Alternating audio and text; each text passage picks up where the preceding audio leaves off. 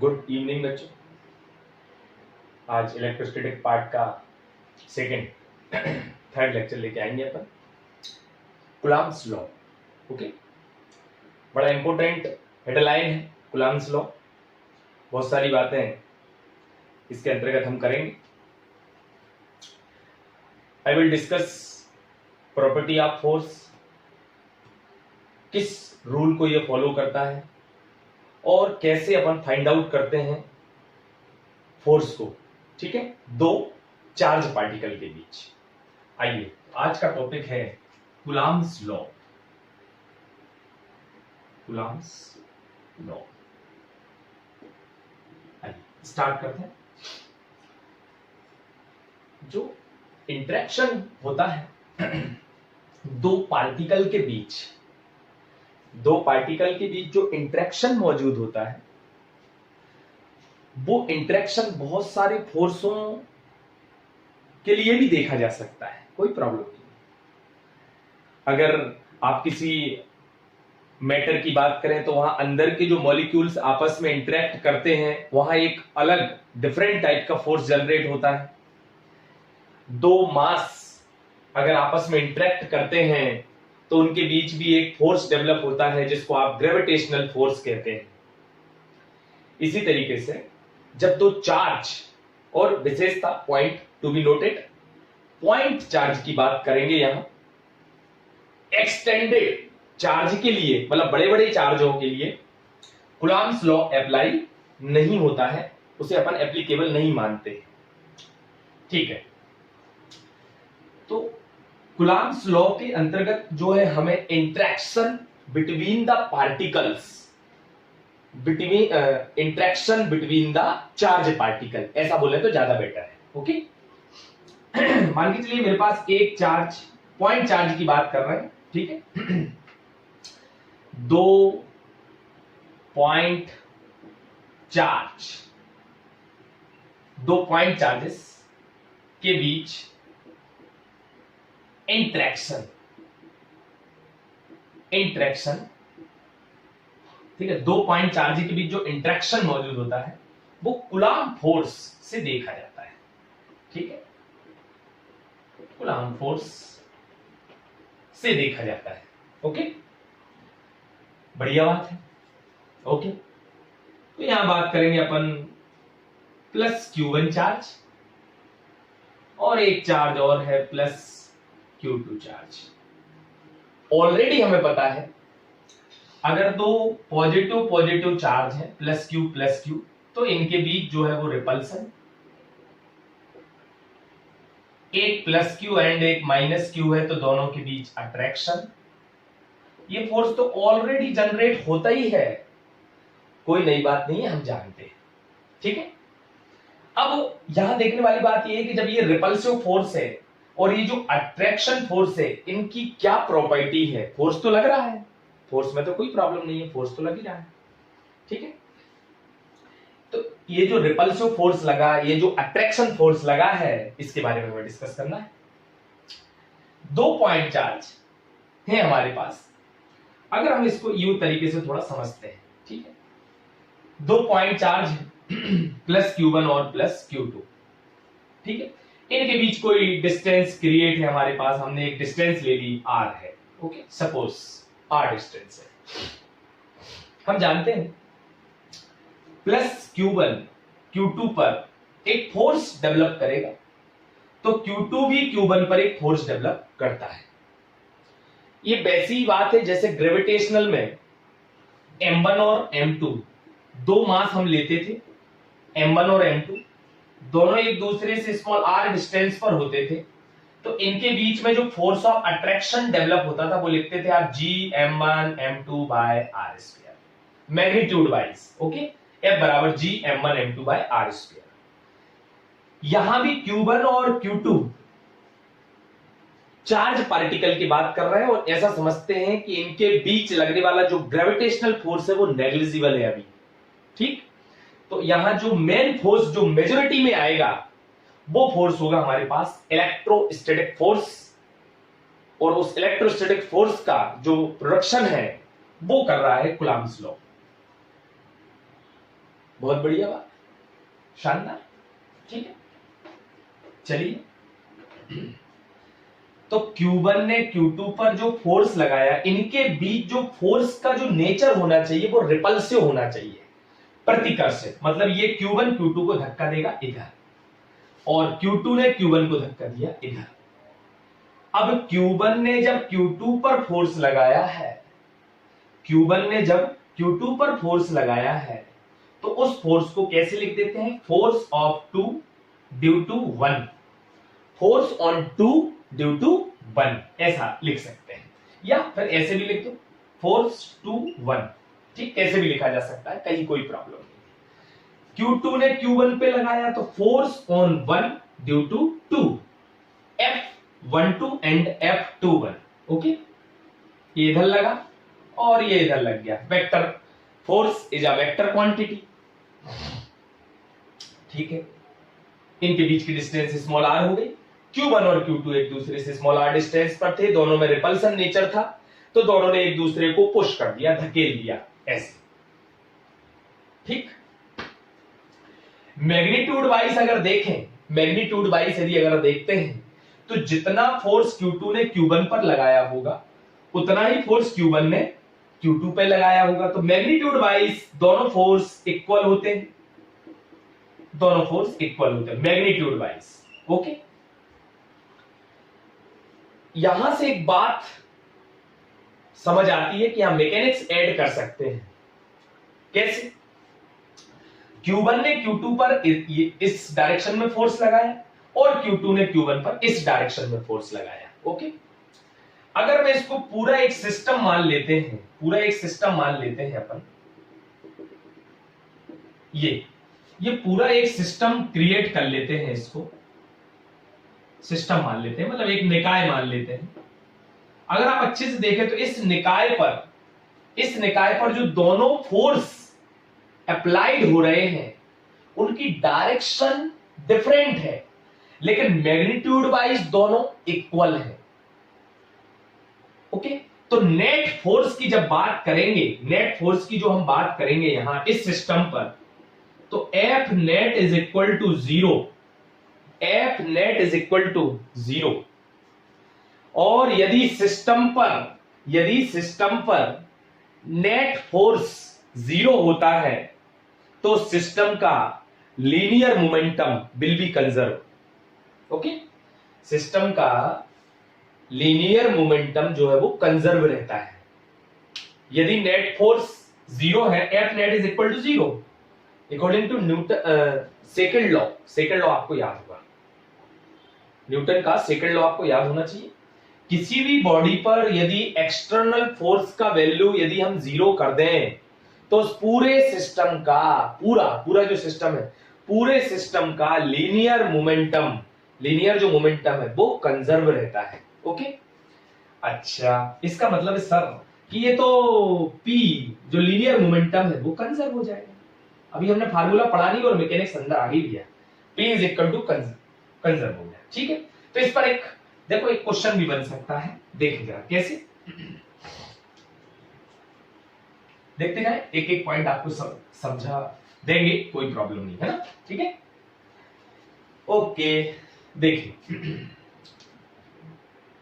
मान के चलिए दो पार्टिकल है, एक 2 kg है, एक 3 kg है, ओके। और इस पर 1 कूलम चार्ज है, इस पर 2 कूलम चार्ज है। ये इनकी डिस्टेंस समझ लेते हैं 1 मीटर है या 10 सेंटीमीटर है, ऐसा समझ लेते हैं, कोई लेना देना नहीं हालांकि इन सब चीजों से। 2 kg एंड 3 kg, इसके ऊपर चार्ज 2 कूलम, इसके ऊपर चार्ज 1 कूलम, ठीक है। सिस्टम को यहां से इसी कंडीशन से रिलीज कर दिया गया, इसी कंडीशन से क्या कर दिया गया भाई, रिलीज कर दिया गया, okay. At t is equal to 0, at t is equal to 0, ठीक है।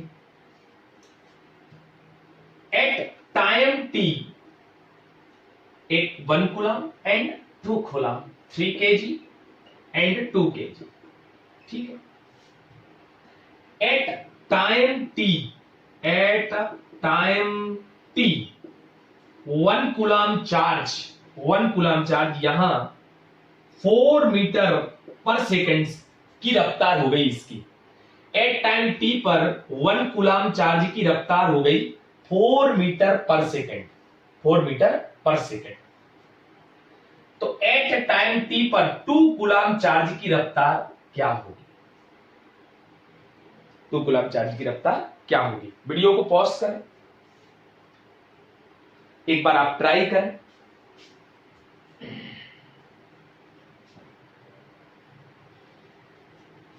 ओके, ना 1 कूलम ने 2 कूलम पर इस तरीके से फोर्स लगाया होगा, इस डायरेक्शन में। ये लग गया, मान के चलिए 2 कूलम पर 1 कूलम की वजह से, और एक फोर्स लग गया हमारे पास 2 कूलम की वजह से 1 कूलम पर। Force of 1 on due to 2, इस तरीके से। ठीक, तो सिस्टम का नेट फोर्स अभी भी जीरो। सिस्टम का नेट फोर्स अभी भी जीरो। ठीक है, तो अगर मैं इसको पूरा सिस्टम मान लें तो सिस्टम का नेट फोर्स जीरो।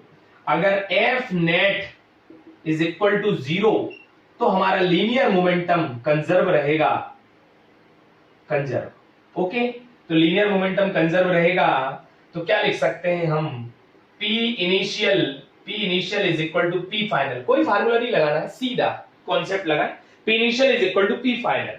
ओके, अब P initial release at T is equal to 0, जब दोनों ही रेस्ट पर थे तो P initial 0 is equal to P final. बात कर लेते हैं।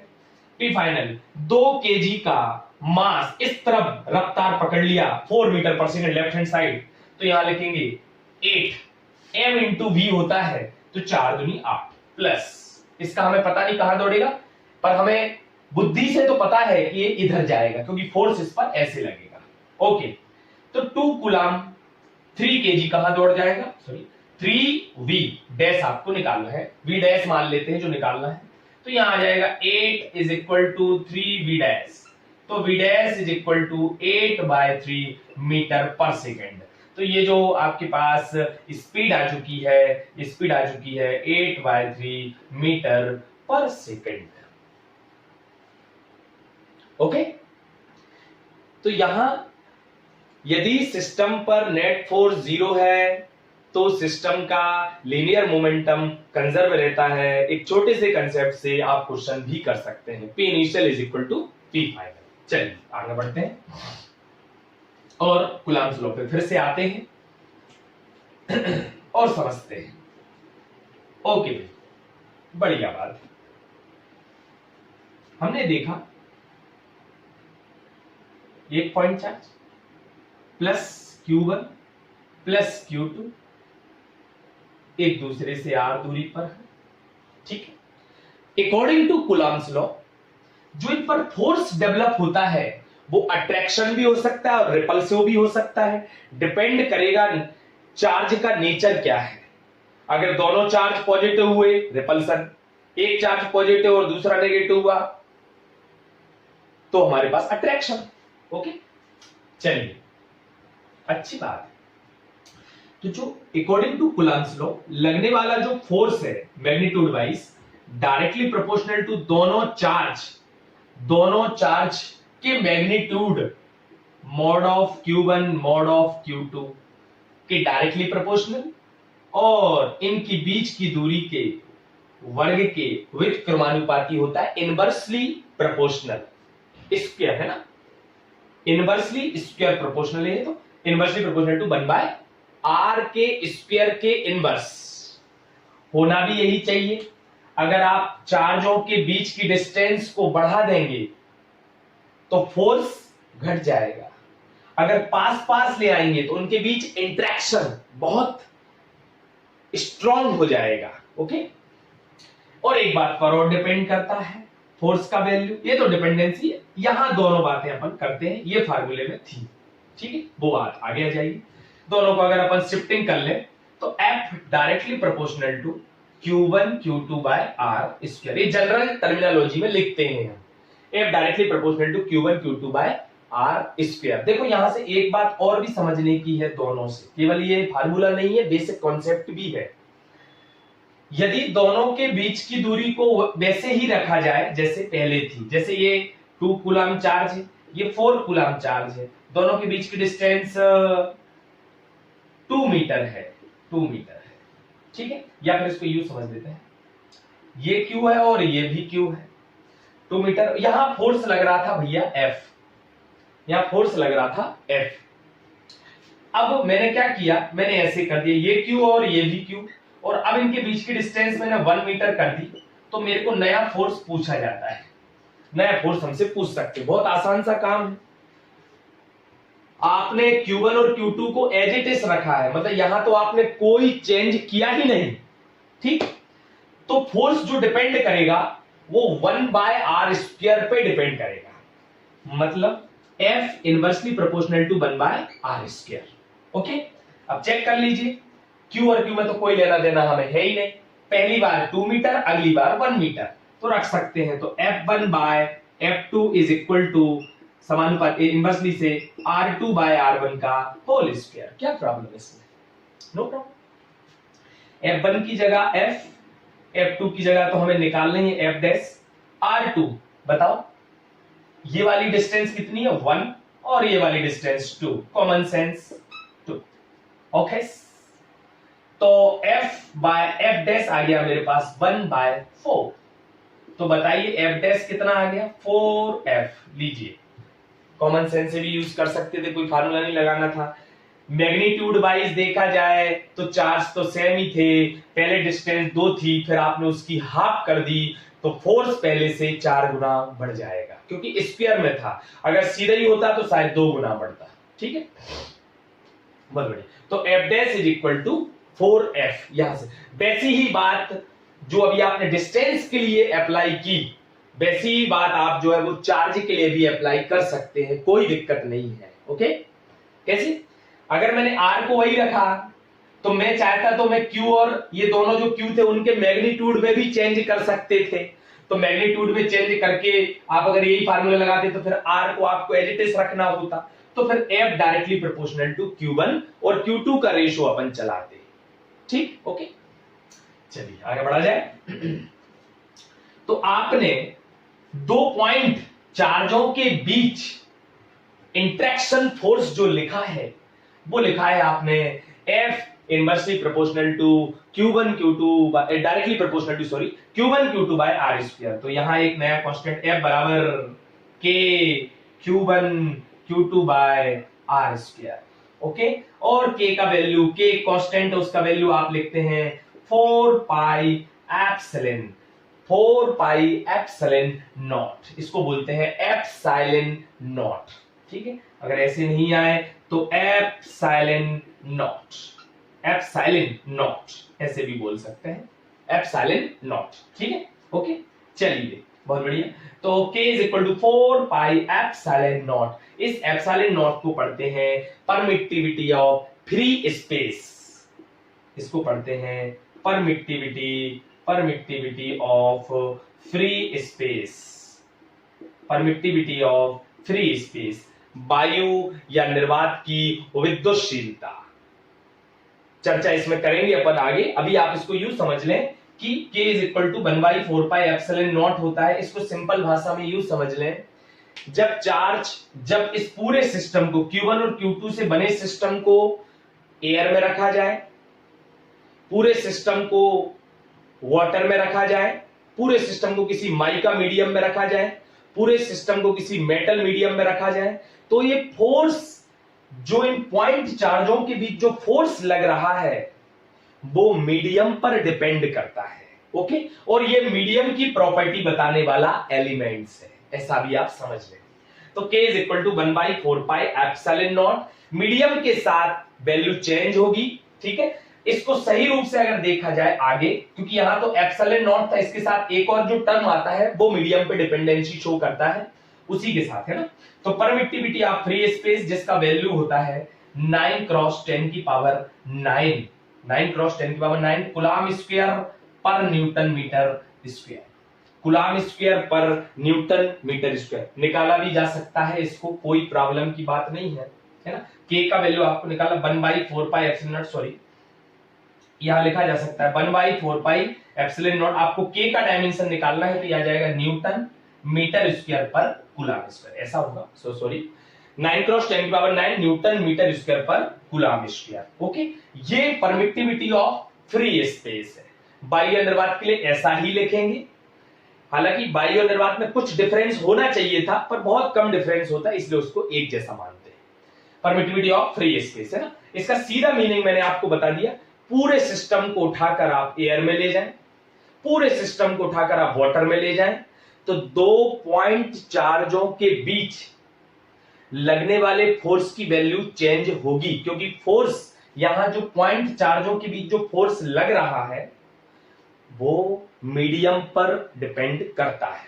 ओके चलिए, तो 9 × 10⁹ न्यूटन मीटर स्क्वायर पर कूलम। आप के को छोड़ दें, के का डायमेंशन चाहिए हमें, के का यूनिट चाहिए, के को यहीं छोड़ दें तो F force newton metre square पर कूलम स्क्वायर, तो न्यूटन मीटर स्क्वायर पर कूलम स्क्वायर। ओके चलिए, ठीक बात है। अच्छी, ये बात हो गई हमारे पास फोर्स की। फोर्स की बात हो गई, हमने ये लिखा बेटा फोर्स में फोर्स इज इक्वल टू के Q1 Q2 bye R square, के Q1 Q2 bye R square. मतलब यदि मेरे को फोर्स निकालना होगा, यदि मेरे को फोर्स निकालना होगा तो मेरे को 2 पॉइंट चार्ज चाहिए और उनके बीच का सेपरेशन जो भी गिवन होगा बस वो चाहिए।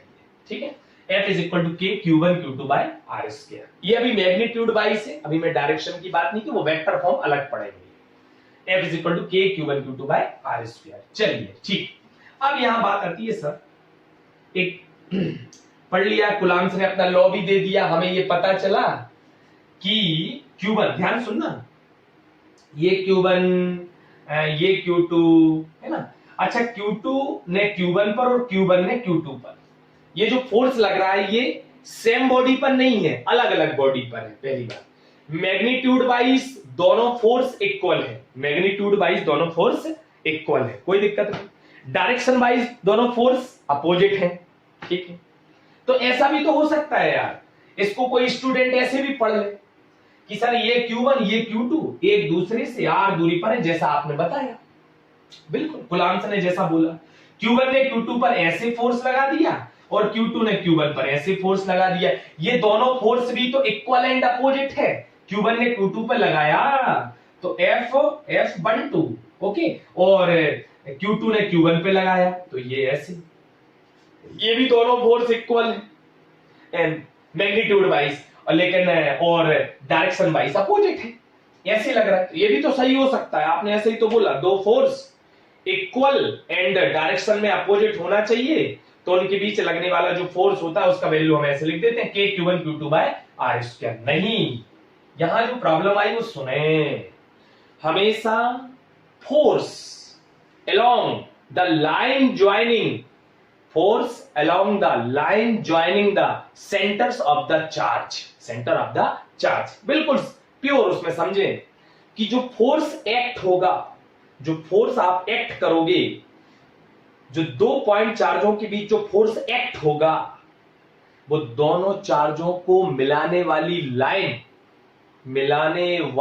लाइन के अनुदिश होगा।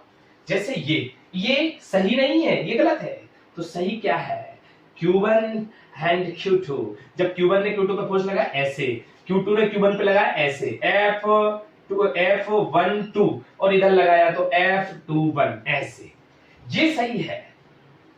along the line joining, along the line, इस बात को भूले नहीं, along the line joining, ये बात आपने 11th में भी पढ़ी होगी। दो मास पार्टिकलों के बीच जो ग्रेविटेशनल फोर्स एक्ट करता है वो भी दोनों बॉडी के जो मास सेंटर्स होते हैं वहां से अलोंग करता है। ओके, बहुत बढ़िया। तो ये Q1 और Q2 ऐसे, तो फोर्स ऐसे अलोंग होगा। ये बात क्लियर होती है, ये बहुत बढ़िया प्रॉपर्टी है। ठीक है, अलोंग द लाइन ज्वाइनिंग लगते हैं फोर्स। ठीक, अच्छी बात सर। अच्छा, एक बात और भी है, सेकंड कंसेप्ट की भी बात करते हैं। और यहां Q1 है और यहां Q2 है और एक दूसरे से स्मॉल r डिस्टेंस पर है, आपने फोर्स लिख दिया K Q1 Q2 bye R square. ठीक, एक तीसरा चार्ज इनके बीच में कहीं भी रख दो, ये Q3 चार्ज रख दिया मैंने, Q3 चार्ज रख दिया इनके बीच में, Q3 चार्ज रख दिया, ठीक, सिंपल कहानी। अब पूछा गया कि अब Q1 और Q2 के बीच कितना फोर्स लगेगा, सेम फोर्स लगेगा, सेम, नो चेंज। क्यों? Q3 आपने तो अभी भी Q1 और Q2 के बीच ही पूछा ना, और जबकि 2 पॉइंट चार्जों के बीच लगने वाला फोर्स दोनों आवेशों के मैग्नीट्यूड पर, उनकी बीच की डिस्टेंस पर, उनके बीच के मीडियम पर डिपेंड करता है। ना तो आपने मीडियम बदला, ना आपने दोनों चार्ज का मैग्नीट्यूड बदला, ना आपने दोनों चार्जों की डिस्टेंस बदली। Q1 और Q2 पहले भी वही थे, अब भी वही है। थर्ड चार्ज आपने भले ही रख दिया है, पर उस थर्ड चार्ज का कोई इफेक्ट प्रीवियस चार्ज के फोर्स पर नहीं पड़ता है। मतलब 2 पॉइंट चार्जों के बीच लगने वाला फोर्स ऑलवेज इंडिपेंडेंट रहता है एक थर्ड चार्ज इनके बीच में रखने पर, क्योंकि आपने जो फोर्स पूछा है ना, वो Q1 और Q2 के बीच ही पूछा है। अगर आपने Q1 और Q3 के बीच पूछा होता, अगर आपने Q3 और Q2 के बीच पूछा होता तो बात अलग होती। ठीक, ओके, क्लियर कंसेप्ट। अभी एक चीज बता दी, दूसरी चीज अभी बता दी मैंने कि force always act along the line joining the point charges, 2 point charges. Second, force always act between 2 point charges independent to third charge जो इनके बीच में आप रखते हैं उनसे इंडिपेंडेंट रहता है। अगर 2 पॉइंट चार्जों के बीच फोर्स लग रहा है तो वो पहले भी जितना था अभी भी उतना ही लगेगा, थर्ड चार्ज के रखने से उस पर कोई इफेक्ट नहीं होने वाला है। अगर आपने चार्जों पर कोई भी परिवर्तन नहीं किया है तो, ठीक, ओके, आगे बढ़ जाते हैं। इतनी बात आपकी समझ में आ गई है। अब बात करते हैं थोड़ी और बहुत अच्छी। अच्छा, देखना, बढ़िया एक क्वेश्चन पूछा गया है ना एक किसी कंपटीशन में, क्योंकि उसका कंसेप्ट पहले लेक्चर से रिलेटेड होगा, या आप जानते भी होंगे सब, ठीक। क्वेश्चन आया, ये Q1 ये Q2, ओके ओके, एक दूसरे से R दूरी पर है, ठीक, और ये फिक्स है भैया, फिक्स्ड। Q1 और Q2 के बारे में हमें नहीं पता, ये भी अननोन समझ लो यार, अननोन, अज्ञात है। Q1 और Q2 अज्ञात है, ठीक, ओके। R फिक्स्ड है, ये अननोन है, ओके, बहुत बढ़िया, ठीक।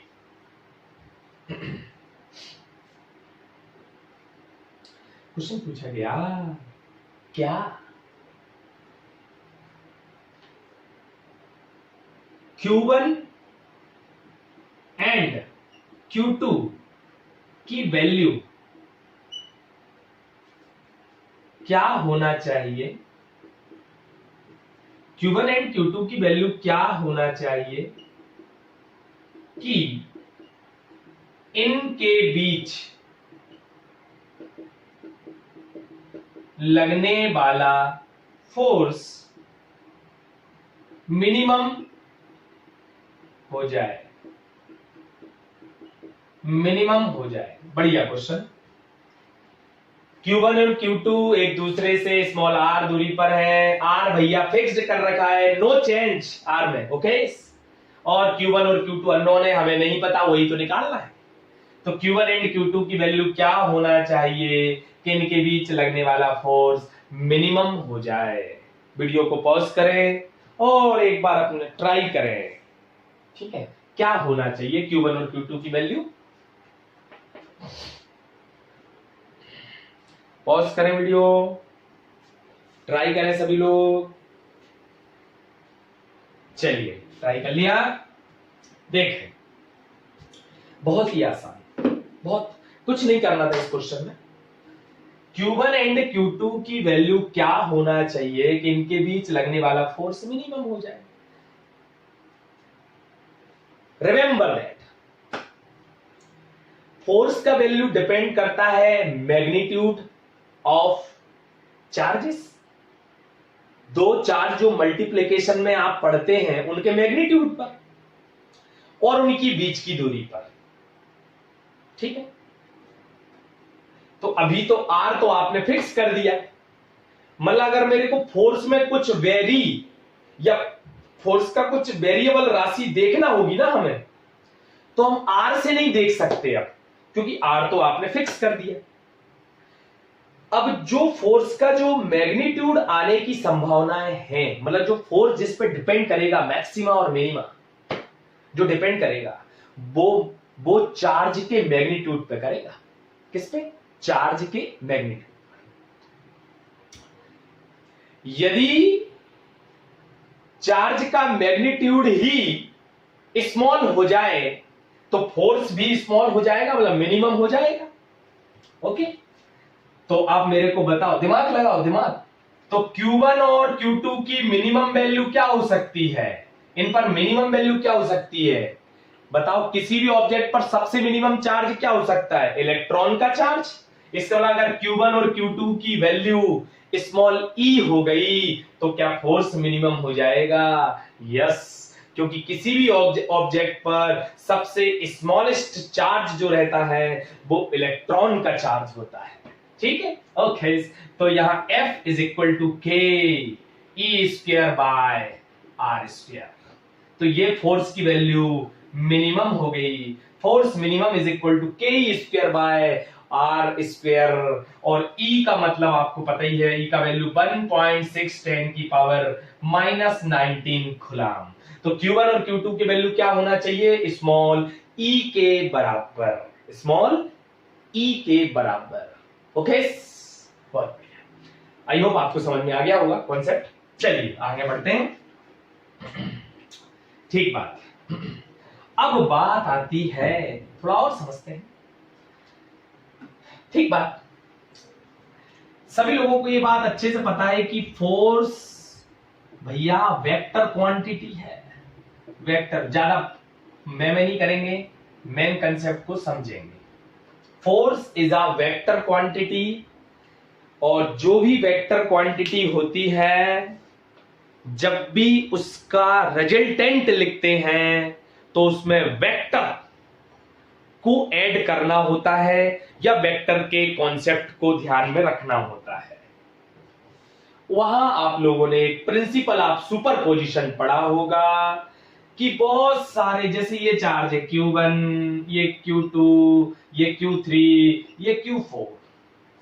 अब मैंने बोला इन तीनों चार्जों की वजह से, मान चलिए ये दूरी R1 है, ये दूरी R2 है, ये दूरी R3 है। इन तीनों चार्जों की वजह से Q4 पर हमें नेट फोर्स लिखना है। तो माना कि Q1 ने Q4 पर फोर्स लगाया ऐसे, Q2 ने Q4 लगाया ऐसे, Q3 ने ऐसे लगा दिया। ये F1 ले लेते हैं, इसको F2 ले लेते हैं, इसको F3 ले लेते हैं। तो F1, F2, F3 को आप डायरेक्ट नहीं जोड़ सकते, क्योंकि यह स्केलर क्वांटिटी नहीं है, ये वेक्टर क्वांटिटी है। और वेक्टर क्वांटिटी का जो एडिशन होता है वो वेक्टर प्रिंसिपल के अकॉर्डिंग लेंगे। तो टोटल, तो प्रिंसिपल ऑफ सुपरपोजिशन जो रहता है, इन तीनों चार्जों की वजह से इस चार्ज पर जो नेट फोर्स लिखना पड़ेगा F नेट, वो इन तीनों का वेक्टर सम होगा, वो इन तीनों का वेक्टर सम होगा। F net is equal to F1 vector, यहां F2 वेक्टर और यहां F3 वेक्टर।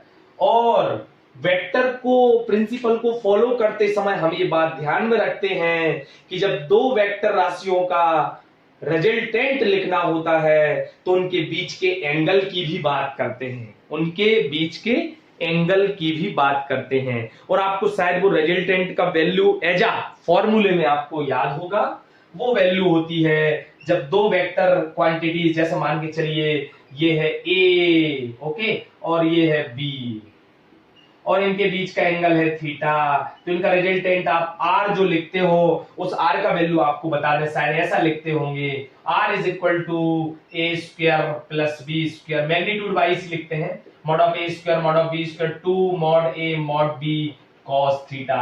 याद करें, बहुत कंफ्यूजन है बच्चों को इसमें, पढ़ा तो सभी देते हैं, थोड़ा ध्यान दें। देखो यहाँ थीटा किन के बीच का एंगल है, फोकस, इस बात पर फोकस करें। Theta is the angle between vector quantity A and vector quantity B. दो वेक्टर क्वांटिटीज के बीच का एंगल थीटा होता है। ऑलवेज रिमेंबर, जो यहां आप जो थीटा लिखते हो वो थीटा ए एंड बी के बीच का एंगल होता है। मतलब सिंपल शब्दों में सर, दो सदिश राशियों के बीच का कोण लेना है आपको। ठीक है, ये बात ध्यान में रहना चाहिए, क्योंकि जब क्वेश्चन करते हैं तो उस समय समझ नहीं आता कि थीटा क्या लेवे।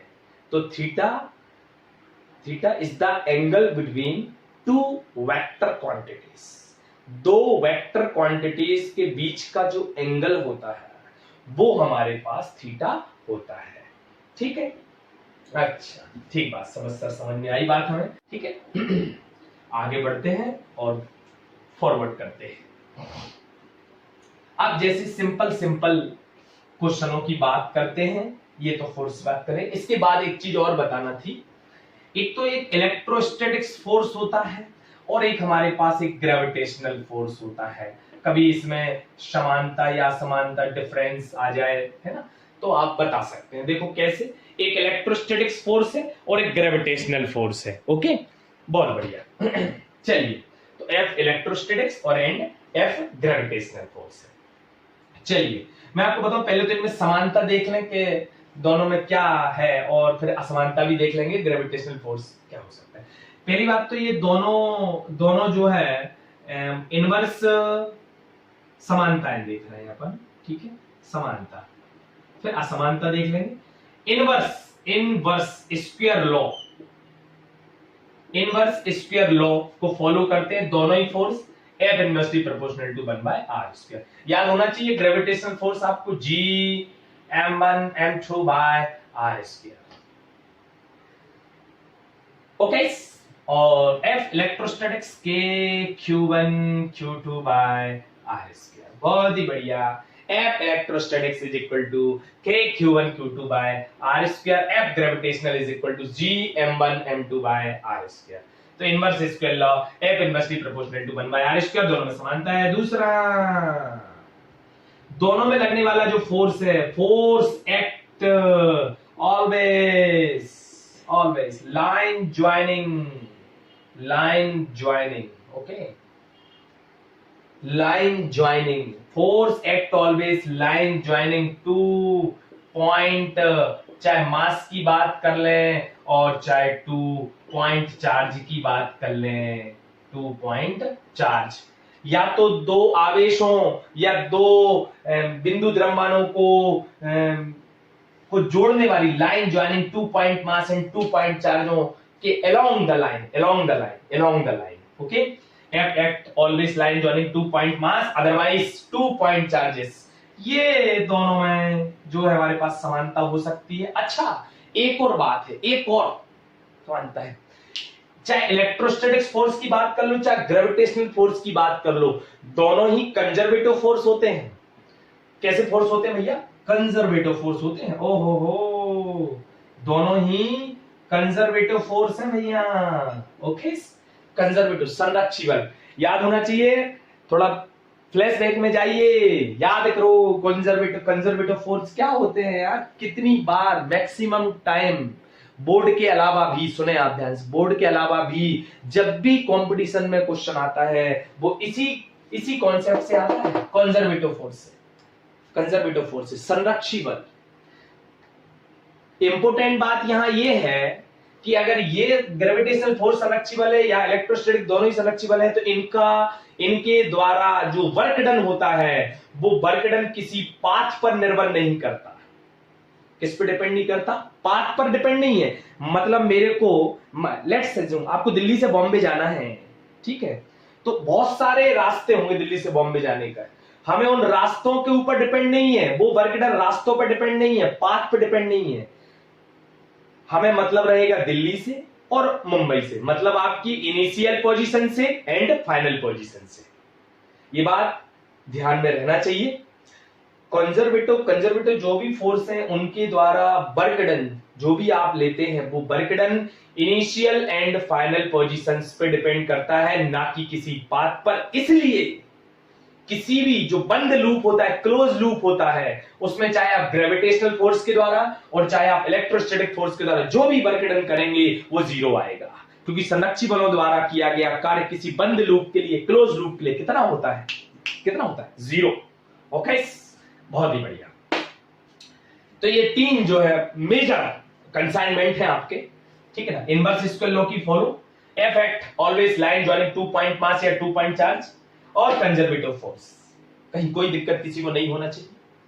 अब बात आती है इनके असमानता की, डिफरेंस क्या है, ठीक है, असमानता, डिफरेंस। ओके, डिफरेंस की बात करते हैं, सही से लिखो रे, DIFFERENC। Okay, difference. चलिए डिफरेंस की बात कर लीजिए। क्या डिफरेंस है, सुने ध्यान से, आपको अच्छे से पता है ग्रेविटेशनल फोर्स जो रहता है भाई साहब, जो ग्रेविटेशनल फोर्स है वो ऑलवेज किस नेचर का होता है, अट्रैक्शन। ओके, अट्रैक्शन बोले तो आकर्षण, ठीक है। सेकंड, हमारे पास जो इलेक्ट्रोस्टैटिक्स फोर्स है वो भाई साहब वो अट्रैक्शन नेचर का भी हो सकता है और प्लस रिपल्सन नेचर का भी हो सकता है, ठीक है। ऑलवेज अट्रैक्शन और अट्रैक्शन प्लस रिपल्सन। अच्छा, जो इंपॉर्टेंट बात है इसमें, यहां जो कैपिटल जी का यूज करते, याद होगा capital G, universal gravitational constant. Okay, universal gravitational constant. ओहो, वो जो वैल्यू होती है उसकी, वो इंडिपेंडेंट होती है, किससे, independent of medium, independent of medium, medium से, या इंडिपेंडेंट फ्रॉम मीडियम, ऐसा भी लिख सकते हैं, ठीक है, इंडिपेंडेंट फ्रॉम मीडियम। ओके, लेकिन यहां जो के आता है आपका, के जिसको आप 1/4 पाई एप्सिलॉन नॉट लिखते हैं, वो डिपेंड ऑन मीडियम, भैया। ओके, डिपेंड, तुम्हें आया नहीं यार, depend. Okay, depend on medium. तो भाई साहब यहां बात समझना पड़ेगी, depend on medium and independent, depend,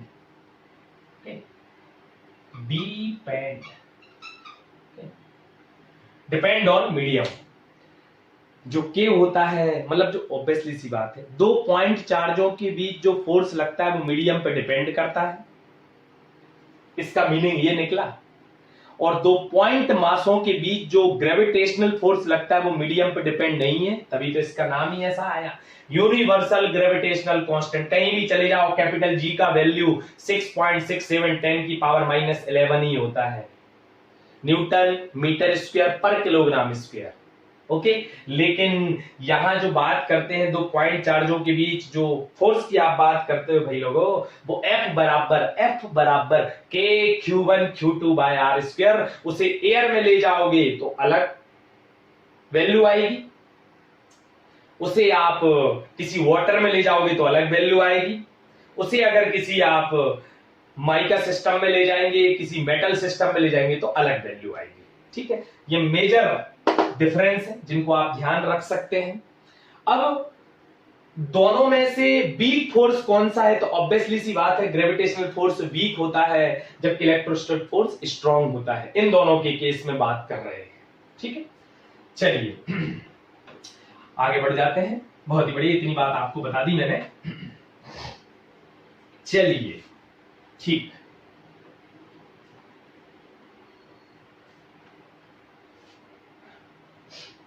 अब कुछ न्यूमेरिकल्स की बात कर लेते हैं, है ना, सम न्यूमेरिकल्स, ताकि आपके कॉन्सेप्ट क्लियर हो जाए, कैसे क्वेश्चन लगाना है हमें। 1 2 3 क्वेश्चन आपको समझाते हैं। सम न्यूमेरिकल अच्छे क्वेश्चन भी बन सकते हैं, कोई इशू नहीं है, हम आगे डिस्कशन करते रहेंगे उन पे।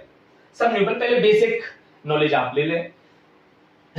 जैसे मान के चलिए, सुनो ध्यान से, अच्छे ही ले लेते हैं। ये मेरे पास एक कोई इक्विलैटरल ट्रायंगल, आराम से समझना, एक क्वेश्चन बन जाएगा, सारे बन जाएंगे, कोई बड़ा काम नहीं है, घबराने की कोई बात नहीं है। फिजिक्स में केवल और केवल कॉन्सेप्ट समझ जाए, क्वेश्चन करना कोई बड़ी बात नहीं है और कुछ कठिन नहीं है। और बता देते हैं, आप जिस लेवल पर जो करना चाहते हैं आप वो कर सकते हैं, ठीक है, चलिए प्लस क्यू, यहां भी प्लस क्यू, यहां प्लस क्यू, एक इक्विलैटरल ट्रायंगल है समबाहु त्रिभुज। हाँ, ठीक, ये ए, यहां भी ए और यहां भी ए, बहुत ही बढ़िया, कोई दिक्कत। मैं आप अगर इसको अच्छे से देखो ना, ए बी सी, ये एक प्रकार का सिमेट्रिक ट्रायंगल है, सिमेट्रिक ट्रायंगल, सममित ट्रायंगल। तीनों कोनों पर चार्ज भी सेम है, साइड भी सेम है, और इस इक्विलैटरल ट्रायंगल का ईच एंगल 60 डिग्री, ठीक, 60 डिग्री ऐसे। अब मैं आपसे एक छोटा सा क्वेश्चन पूछ लेता हूं, बस एक ही कराएंगे, बाकी सब आपको ऐसे ही हो जाएंगे। आपसे पूछा ए पर नेट फोर्स बताओ, पहले समझ लो कॉन्सेप्ट, है ना, सब पढ़ाते हैं, मैं जानता हूं सब पढ़ाते हैं, कोई दिक्कत की बात नहीं है, ठीक है, समझना है आपको एक्चुअल में कि क्या चल रहा है। ए पर नेट चार्ज, अब मैंने अगर नेट की बात की, इसका मतलब ये खुद तो अपने ऊपर कोई फोर्स लगाएगा नहीं, ठीक है। सर किसी के मन में आ रहा होगा, नहीं सर हमने तो ये पढ़ा है कि ये प्लस क्यू है, ये पार्टिकल है तो इसका मास होगा, नीचे की तरफ mg लगेगा, बिल्कुल सही पढ़ा आपने। पर मैं ऐसा कहा मैंने कि अभी जिस समय इस पर इलेक्ट्रोस्टैटिक फोर्स लग रहा है, उसके रिस्पेक्ट में ग्रेविटेशनल फोर्स नेग्लिजिबल है, इसलिए आप mg को कंसीडर नहीं किया मैंने, ठीक है। जब कहा जाए क्वेश्चन में तब आप कर लेना, कोई इशू नहीं है। हमने पूछा आपसे electrostatic force, net electrostatic force, okay. अब देखो उसका क्वेश्चन, मैंने पूछा net electrostatics force, net electrostatic force. मैंने भैया ए पर पूछा, मैंने पूछा बी पर पूछा, और मैंने सी पर पूछा। देखो कॉन्सेप्ट एक ही है, कैसे भी करो आप, ठीक है। ए पर पूछा, बी पर पूछा या सी पर पूछा, ठीक है, अच्छी बात है, ध्यान से समझते हैं। देखो ए पर निकालते हैं, मैंने नेट की बात की, आप ध्यान से समझिएगा, नेट की बात की। ए खुद तो अपने ऊपर कोई फोर्स लगाएगा नहीं यार, ठीक, बहुत ही बढ़िया, तो बी लगाएगा या सी लगाएगा, ठीक है। चलिए ध्यान से देख, बी की वजह से और सी की वजह से ही फोर्स लगेगा, किस पर, ए पर। अभी मैं ए की बात कर रहा हूं, है ना, एक एक करके तीनों की बात कर लेंगे, और तीनों पर सेम ही आंसर आएगा अगर आप अच्छे से देख रहे हैं, सिमेट्रिक है तो। चलिए बहुत ही बढ़िया, इसको थोड़ा रब करके अच्छा बड़ा डायग्राम बनाते हैं, जूम कर देंगे, zoom, okay, zoom zoom zoom zoom, okay. ए ऐसा समझ लेते हैं, प्लस क्यू ए पर, छोटा सा बनाए, यहां प्लस क्यू बी पर, और यहां प्लस क्यू सी पर। अभी मैंने तीनों इक्वल ले लिए, डिस्टेंस तो आपको बताइए ए है, कोई दिक्कत नहीं। चलो सी की, ध्यान से समझना, सी की वजह से ए पर सबसे पहले फोर्स निकालने के लिए दो चार्ज और उनके बीच का डिस्टेंस ले लें। हमें ये डिस्टेंस पता ही है कितना है बेटा, ए, और डायरेक्शन तो हमें पता होना चाहिए। प्लस क्यू, देखो सी ए पर फोर्स लगा रहा है, यह बहुत जरूरी है, आपने ए पर नेट फोर्स पूछा है तो ए अपने ऊपर कोई फोर्स नहीं लगाएगा, वो किन आवेशों के कारण इफेक्ट हो रहा होगा, बी और सी। कई लोग सोच रहे होंगे सर बहुत छोटी बात बता रहे हैं, ये बहुत छोटी बात ही परेशान करती है जब बड़े क्वेश्चन आते हैं डायरेक्शन की, यहां से समझना है अपन को। सी के कारण ए पर, सी की वजह से ए पर फोर्स, तो सी ए को धक्का देगा ऐसे, क्योंकि इनके बीच रिपल्सन हुआ। कितना वैल्यू आएगा, ये वैल्यू, ये क्यू और बीच की दूरी ए, तो लिखेंगे अपन K Q square by A square, K Q square by A square. अच्छा, इस बी की वजह से इस ए पर भी बाहर धक्का दे देगा, तो K Q square by A square, ठीक। अब सर हम अब डायरेक्ट लिख दो, सर हमें तो नेट लिखना है, तो नेट आ गया सर, के क्यू स्क्वायर ए स्क्वायर, के क्यू स्क्वायर ए स्क्वायर, आंसर आ गया 2 के Q square by A square, जो कि गलत है, क्योंकि यहां क्या है, वेक्टर, वेक्टर को डायरेक्ट ऐड नहीं कर सकते। इनका नेट फोर्स देखो, इसको समझने के लिए देखना, एक वेक्टर, एक फोर्स लगा ऐसे, कितना आया, के Q square by A square, ये दोनों ही फोर्स ए पर लग रहा है, और एक लगा ऐसे, K Q square by A square, क्या रिजल्टेंट ऐसे आएगा, एफ नेट, अब सर हमें एफ नेट लिखना आना चाहिए, तो दोनों ये भी वेक्टर है ना, ये F2 लिख लो और ये भले ही आप F1 लिख लो, तो दोनों के बीच का एंगल कितना है 60 डिग्री, कितना है 60 डिग्री। देखो अगर ये 60 है तो शीर्षाभिमुख से vertically opposite angle equal 60 degree. Okay, F net, तो बस F net is equal to कैसे लिखते हैं हम, हमें याद होना चाहिए, under root a square plus b square plus 2ab cos, या तो ये लगा ले या फिर इसके कंपोनेंट कर सकते हैं, जो आपको आसान लगे वैसा कर लो, कोई इश्यू नहीं है। तो F net is equal to, direct लगाना सीखे सही रहेगा, ठीक है।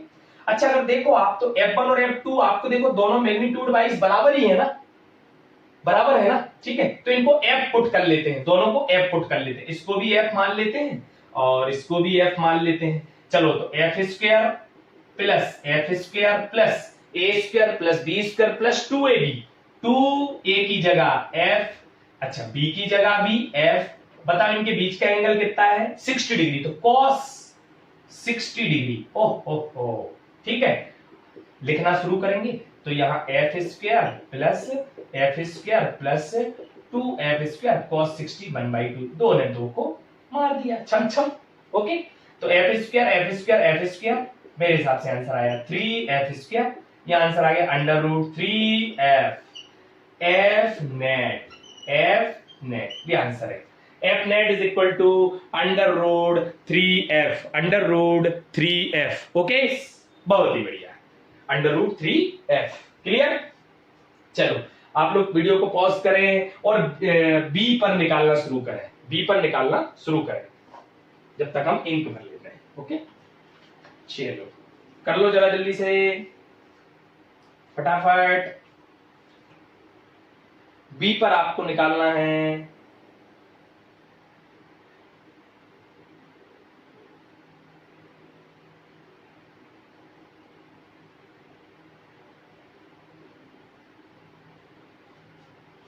चलिए ओके, पॉज कर लिया होगा आपने।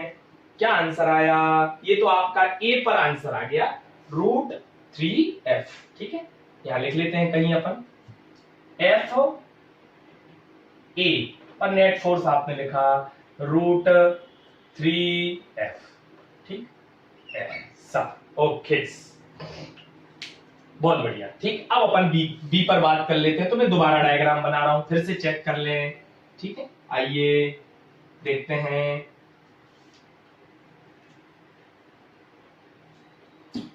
देखिए बी पर वाली बात कर लेते हैं। ए ये यहां लिख लेते हैं, बी यहां लिख लेते हैं, सेम क्वेश्चन है, कुछ नहीं करना है यार, plus Q plus Q okay, आराम से, कोई परेशानी की बात ही नहीं है यार। चलो ए की, अब सुनना, अब बी पर कौन कौन फोर्स लगाएगा, एक तो ए और एक सी, तो ए बी पर फोर्स लगाएगा, रिपल्सन धकेलेगा इसको, ये आ गया K Q square by A square, दिखाई दे रहा है क्या, के Q square by A square, okay. चलिए, और सी की वजह से बी भी लगाएगा, तो कितना आ जाएगा K Q square by A square, same to same, वही कहानी। अब की बार ऐसे आ गया, देखो सेम कहानी आना चाहिए अगर आप बहुत अच्छे से समझ रहे हैं तो, ठीक है। तो देखना, एक लगा फोर्स ऐसे बेटा और एक फोर्स लगा ऐसे, क्या नेट फोर्स ये आएगा बीचों बीच से, नेट फोर्स ये आ गया, अच्छा बहुत बढ़िया सर। तो ये 60 डिग्री था, शीर्षाभिमुख से ये भी 60 डिग्री होगा, तो ये एंगल भी कितना आ गया 60 डिग्री, ले साहब।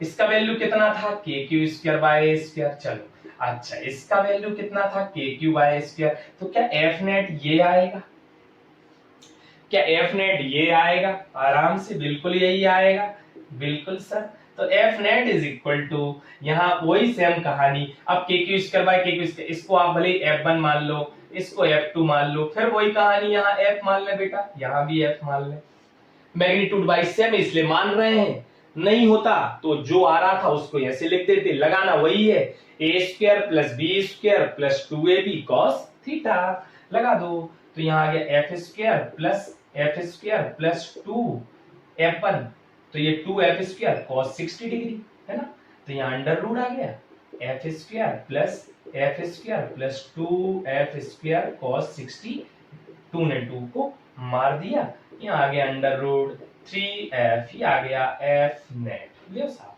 क्या प्रॉब्लम है? कोई प्रॉब्लम नहीं है।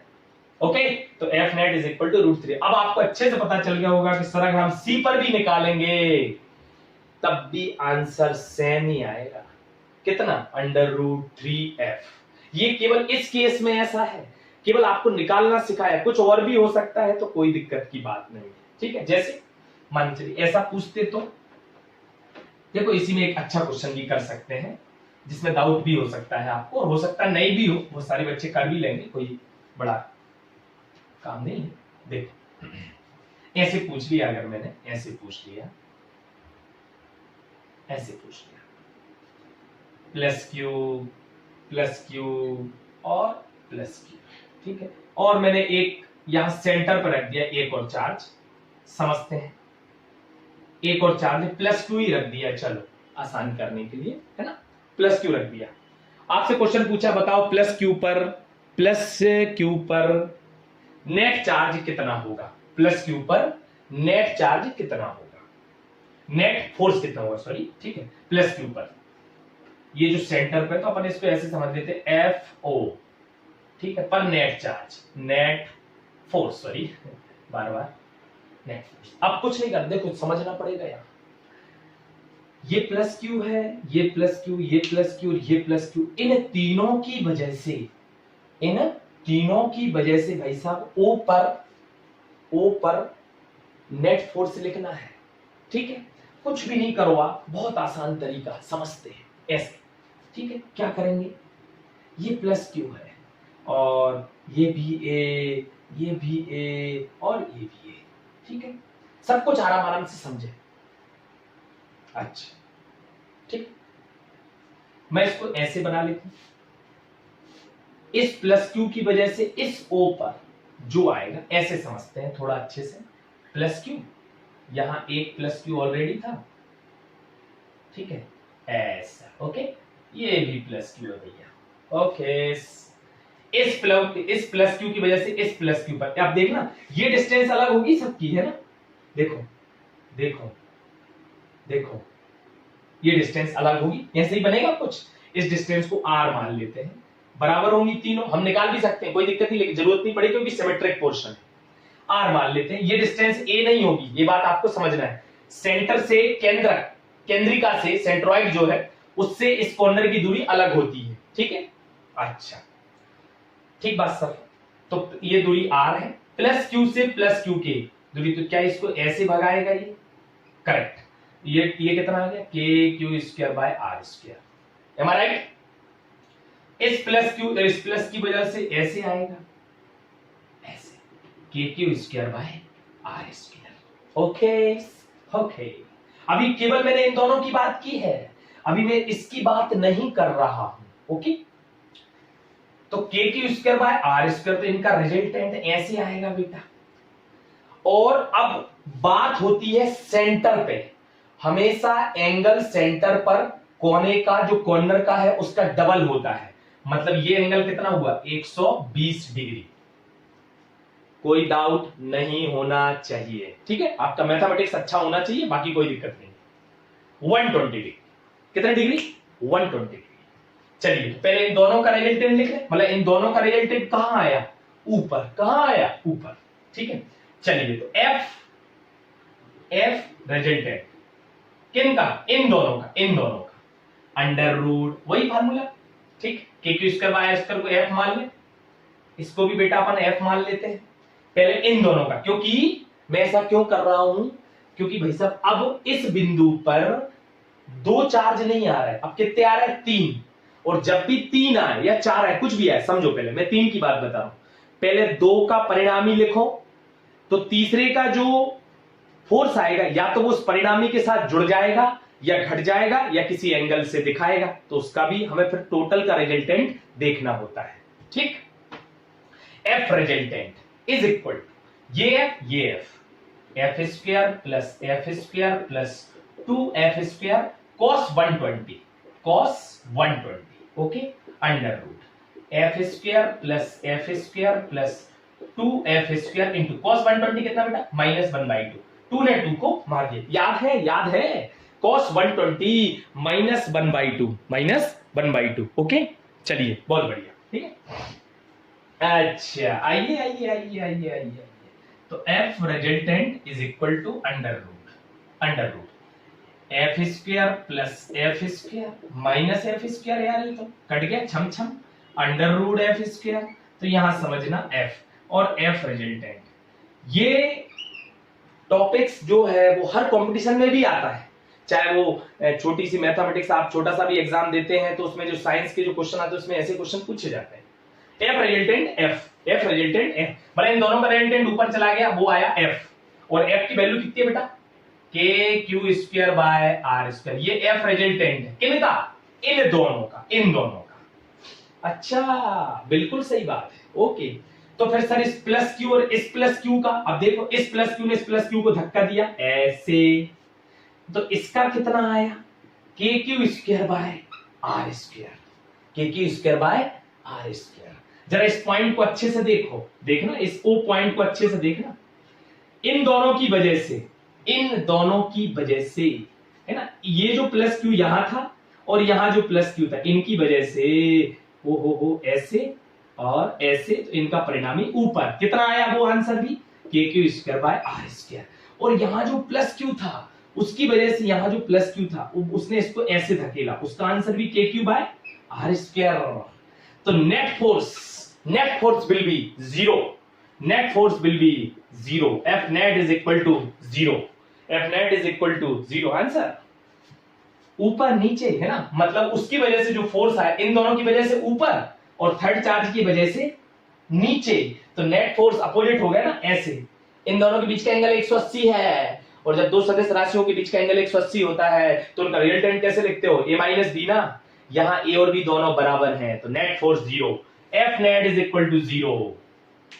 रिमेंबर दैट, यहां एक बात और समझने की है, क्या ये सिमेट्रिक आकृति थी, है ना, इधर और यहां अंदर भी सिमेट्रिक ही था। हालांकि अंदर से कुछ नहीं है, अंदर अगर यहां 2q भी होता ना तो भी आंसर 0 आता, 3q होता तो भी आंसर 0 आता, 5q होता तो भी आंसर 0 आता। क्यों? क्योंकि बाहर के तीनों चार्ज इक्वल हैं, तो इक्वली फोर्स लगाते हो तो इस चार्ज के ऊपर ये चार्ज तो कॉमन हो गया, ठीक है। जब भी सिमेट्रिक शेप की बात आए, अगर मैं कोई भी सिमेट्रिक पॉलीगॉन हो, चार्ज सब पर सेम हो या इस तरीके से अरेंजमेंट हो, वो आपकी बुद्धि काम करेगी वहां। इस तरीके का अरेंजमेंट हो कि किसी कॉर्नर पर प्लस, किसी कॉर्नर पर माइनस, सबका मिला के अगर ऐसा लग रहा है आपको कि ये सब सिमेट्रिक बता रहा है, जैसे 1 + 1 -q फिर प्लस q फिर माइनस q, तो 0 होने की संभावना होती है। फिलहाल के लिए अगर तीनों चार्ज इक्वल है, पर यूं समझ ले अगर पॉलीगॉन पर कोई भी हमारे पास शेप आकृति होती है और उस पर सभी कॉर्नर्स पर सेम चार्ज होते हैं, तो उन सभी चार्जों की वजह से सेंटर पर फोर्स 0 होता है। क्या होता है? 0 होता है। ठीक बात, आई होप आपको कुछ अंडरस्टूड हुआ होगा ये टॉपिक्स, ठीक है। नेक्स्ट टाइम जब भी मिलेंगे आगे और बात करेंगे अपन इलेक्ट्रोस्टैटिक्स फोर्स के न्यूमेरिकल्स पे। जब तक आप घर पर रहिए, पढ़ाई करते रहें। Okay, thank you.